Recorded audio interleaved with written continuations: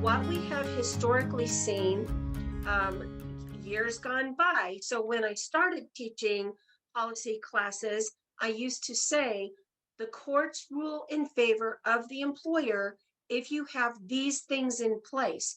And I could point to literally dozens of cases that went up to state Supreme Courts that had to do with medical marijuana, employee medical marijuana use. So what you see on your screen right now are just a few of those cases. We have dozens. And so these are, excuse me, some of the larger ones.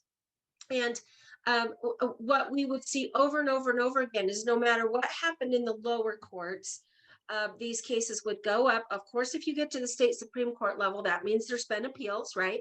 So they'd get up to that level, and the state Supreme Courts would say, wait a minute, these employers had a solid policy in place. It's very clear.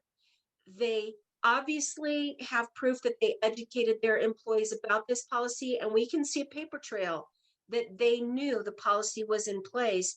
And furthermore, they enforced it regularly through their drug testing program, which employees participated in on a regular basis. We see nothing here that gives the employee the right to say, I didn't know, or this isn't fair, or this was discrimination, because everything, all the pieces are in place as appropriate. Now, I'm not saying no employer ever lost their case. I'm saying that in these cases, the core components were present, and we knew that that is what constituted best practices. One of the most important cases for us to understand is Coates versus Dish Network. You can read these cases, and there's tons more. You can go down the rabbit hole of research if you like that. But Coates versus Dish Network actually took place in the state of Colorado, and it took place post medical marijuana legalization. But the ruling was made at the state Supreme Court level post recreational legalization, or adult use, or retail use. And so when this decision was being made by our Supreme Court, the marijuana industry, the Cannabis Council in our state said, we've got this one in the bag. Supreme Court is going to rule in Mr. Coates' favor. He was a very sympathetic person as far as a plaintiff goes. He had had a severe illness. I believe it was MS. He was a known medical marijuana user. It was not a secret. He actually worked from a home office, but when he got pulled up for a random, he failed it. And he said, well, you knew this about me, and therefore it doesn't apply to me. But the court said, wait a minute, black and white law says there was a policy, you knew the policy, you agreed to follow the policy, you disobeyed the policy, therefore the company took the appropriate action, right? And so they ruled in favor of the employer. And so this was, we actually thought, wow, all right, so we have more precedent here.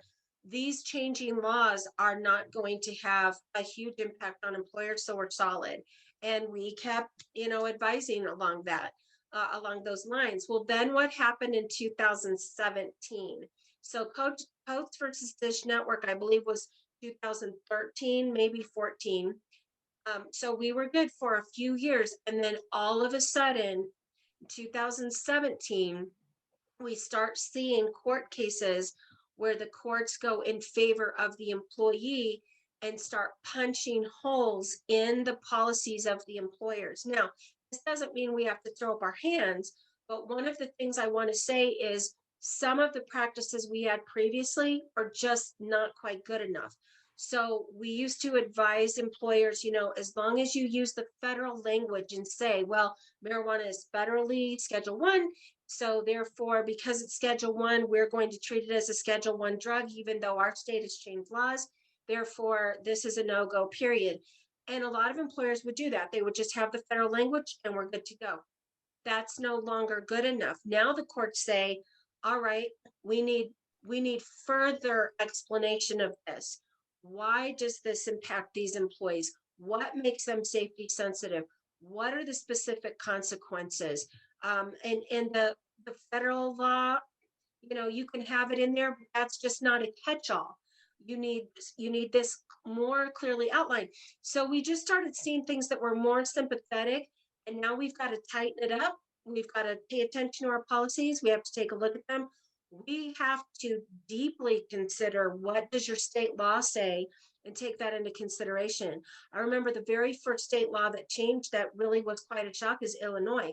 And now Illinois has waffled. They've changed it and changed it and changed it and changed it. So if you're in the state of Illinois and you're looking at your policy, you need an attorney, because they change their laws on a regular basis, and employers trying to keep up are just like, treading water. But then all of a sudden we had New Jersey doing a blanket compassionate use medical marijuana act. Arkansas did the same thing. Then Oklahoma came on, calling it the Unity Bill. And then all of a sudden, New York City says, sorry, employers, you can't pre-employment test for marijuana unless you can explain to us how you're safety sensitive. And oh, by the way, the city council has decided what is safety sensitive and what is not. And they don't even, have a clue. And so we've had to have people contest that and fight that. And some of these states are saying things that are like, you can't discriminate. Nevada has this. You can't discriminate. Well, what does discriminate mean? Well, we're not really sure. We'll find out when we get sued. Okay, so what we have attorneys and employment attorneys advising is, you may not single someone out for an employment action simply because you understand that they have obtained a medical marijuana card. In essence, that's none of your business. But if you think that substance use is impacting their work performance, then you're okay to enforce your policy. You just can't treat someone differently simply because you have the knowledge that they have a card. A lot of times employers or employees will walk in and, I got my card and there's nothing you can do about it. Okay, you're right. But let's look at your job performance and see what happens there. So it's a delicate balance now. We've got to pay attention, and our policies need to address these things really clearly.